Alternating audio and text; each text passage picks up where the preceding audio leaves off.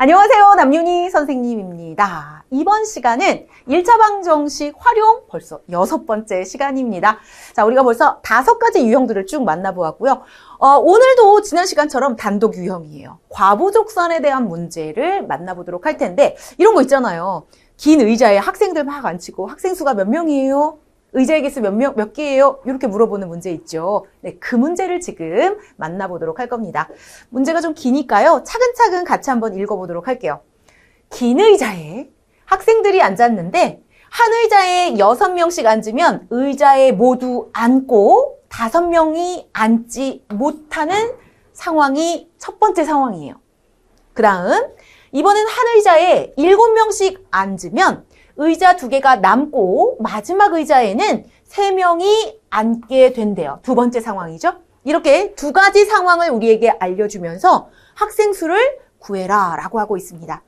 보통 우리가 1차 방정식을 세울 때 구하려고 하는 것을 x로 많이 놓잖아요. 그런데 이 문제는 학생 수를 x로 놓지 않고 의자의 개수를 x개로 놓도록 할게요.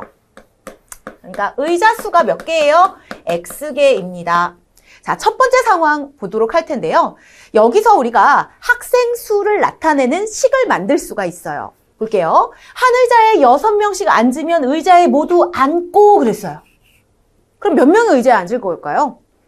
의자가 2개면 6 곱하기 2에서 12명이 의자에 앉은 거고, 의자가 3개라면 6 곱하기 3이겠죠? 의자가 x개니까 6 곱하기 x명이 의자에 앉은 거예요. 그러면 의자에 앉아있는 학생 수는 6x명이 되겠죠? 그럼 학생 수가 모두 6x명이냐? 아니죠. 5명이 앉지 못했어요. 그러니까 그 5명을 더해 주셔야 전체 학생 수가 되는 거죠. 첫 번째 상황입니다. 이제 두 번째 상황을 집중을 잘 하셔야 돼요. 볼게요. 이번엔 한 의자에 앉게 되는 학생 수가 늘어났어요. 몇 명이에요? 7명씩 앉는데요. 그러면 어떻게 되느냐? 의자 2개가 남고 마지막 의자에는 3명이 앉게 된대요. 우리 의자의 개수가 모두 몇 개죠? x개잖아요. 그런데 그 x개 중에서 의자 2개에는 학생이 안 앉고요. 마지막 의자에는 3명이 앉았으니까 7명이 앉은 의자의 개수는 몇 개일까요? 전체 x개 중에서 3개를 뺀 나머지의 7명이 앉았겠죠.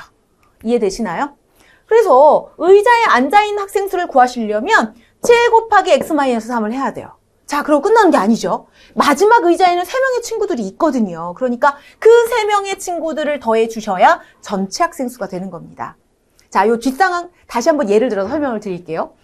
의자가 예를 들어 10개가 있다라고 할게요. 그러면 그 10개의 의자 중에서 의자 2개에는 학생 수가 없어요. 안 앉았어요. 2개. 그리고 마지막 의자에는 3명이 앉았잖아요. 그러니까 그 3명 앉은 의자 1개도 뺀 나머지 7개에 7명이 앉아 있고, 그죠? 그리고 마지막 그 의자에 3명이 앉았으니까 더하기 3을 해주면 전체 인원수가 되는 거죠. 이런 내용입니다.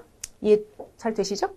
자, 그러면 지금 왼쪽 식도 학생 수를 나타내고 있고 오른쪽 식도 뭘 나타내고 있어요? 학생 수를 지금 얘기하고 있잖아요. 학생 수는 당연히 똑같아야죠. 네, 이렇게 1차 방정식을 세우시는 겁니다.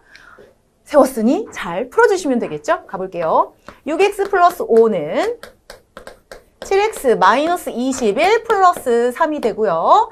자, 이항할 겁니다. 6x 마이너스 7x는 정리하면 마이너스 18 마이너스 5가 되네요. 마이너스 x가 되겠죠. 더해주시면 마이너스 23이 되고요. x는 얼마일까요?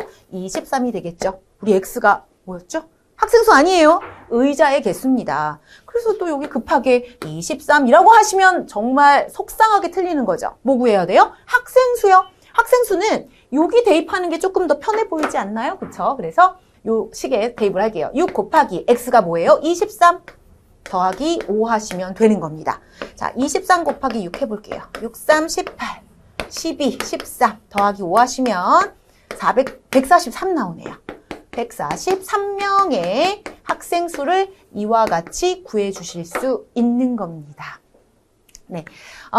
문제 풀면서 말씀을 드렸지만 앞에 상황을 식으로 정리하는 것은 그렇게 크게 어려워하지 않으시더라고요. 그런데 뒷상황은 살짝 어렵게 느껴지실 수 있어요.